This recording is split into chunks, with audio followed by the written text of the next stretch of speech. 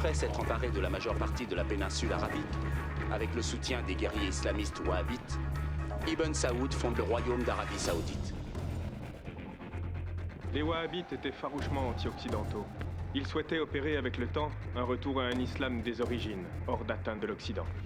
Le hasard a voulu que l'on trouve du pétrole. Nous cherchions de l'eau. Malgré les critiques liées à la présence d'étrangers dans le royaume, le roi a autorisé la production commerciale du pétrole. C'est le fruit d'une première alliance de l'Arabie Saoudite avec les États-Unis. Pour améliorer le rendement, les premières zones résidentielles occidentales apparaissent. Les lois rigoristes de l'islam en vigueur à l'extérieur de ces murs ne s'appliquent pas dans le lotissement. L'Occident et l'Orient se rejoignent en Égypte alors que le président Roosevelt et Ibn Saoud, roi d'Arabie, ils veulent que l'Amérique soit présente ici, dans le royaume, parce que nous assurons leur sécurité. L'élite saoudienne est notoirement connue pour ses dépenses somptuaires et a perdu toute forme de crédibilité et de respect aux yeux des religieux fondamentalistes. En réponse au soutien américain à Israël dans le conflit israélo-arabe, les musulmans wahhabites font pression sur la monarchie saoudienne pour stopper les forages. Ceux qui contrôlent la production de pétrole détiennent le monde occidental en otage.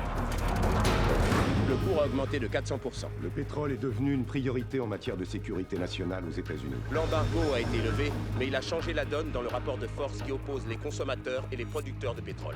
Les forces militaires irakiennes ont franchi les frontières du Koweït au lever du jour. Le Saoudien Osama Ben Laden a offert ses services à la famille royale. Il leur a dit qu'il était prêt à rappeler sa milice d'Afghanistan pour repousser l'envahisseur irakien hors du Koweït. Mais les Saoudiens ont eu une meilleure offre, un contingent de 500 000 soldats américains. Sa proposition rejetée, Oussama Ben Laden a arpenté les rues et les mosquées pour dénoncer les États-Unis, la famille royale et leur alliance sacrilège. Oussama Ben Laden s'est encore livré à de violentes critiques à l'encontre de la famille royale saoudienne. Nous traquons Ben Laden depuis le début des années 90. Nous l'avons déchu de sa nationalité saoudienne.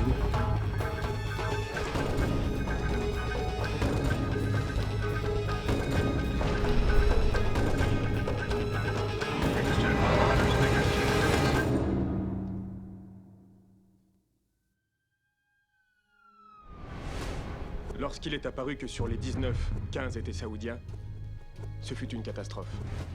Le prince héritier Abdullah d'Arabie Saoudite les a qualifiés de monstres et d'assassins. Nous vous aiderons à retrouver ceux qui ont perpétré ce monstrueux attentat. Comment osent-ils se prétendre musulmans? C'est une nation où tradition et modernité se heurtent violemment.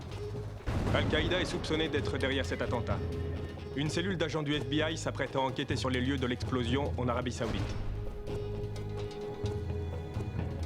La récente attaque terroriste sur le sol saoudien met en exergue le fossé qui sépare la monarchie pro-américaine et les militants intégristes wahhabites au sein du royaume.